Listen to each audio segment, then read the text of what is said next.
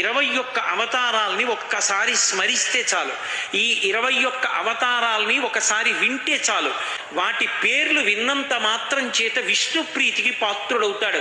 వేరొక్కసారి జాగ్రత్తగా వినండి. మొట్టమొదట ఆదినారాయణుడు, సనకసనందనాదులు. దాని తర్వాత వచ్చినటువంటిది యజ్ఞవరాహావతారం. యజ్ఞవరాహావతారం తర్వాత నారదుడు. నారదుడి తర్వాత నరనారాయణుడు. నరనారాయణుల తర్వాత వచ్చినటువంటిది కపిలావతారం. కపిలావతారం తర్వాత దత్తాత్రేయావతారం. దత్తాత్రేయావతారం తర్వాత యజ్ఞావతారం. యజ్ఞుని యొక్క అవతారం తర్వాత వృషభావతారం. వృషభావతారం తర్వాత వచ్చింది పృథు గారి అవతారం.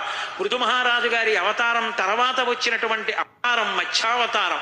తర్వాత కూర్మావతారం. తర్వాత ధన్వంతరి. తర్వాత మోహిని. తర్వాత నరసింహుడు. తర్వాత వామనమూర్తి. తర్వాత పరశురాముడు. తర్వాత రాముడు. తర్వాత రామచంద్రమూర్తి. తర్వాత బలరాముడు. బలరాముడి తర్వాత కృష్ణ భగవానుడు. కృష్ణ భగవానుడి తర్వాత ఏకకాలంలో 2 అవతారాలు ఉంటూ ఉండొచ్చు వీటిల్లో. కృష్ణావతారం. కృష్ణావతారం తర్వాత బుద్ధావతారం. బుద్ధావతారం తర్వాత కల్కి అవతారం. మొత్తం 21 అవతారాలు. 21 అవతారాలు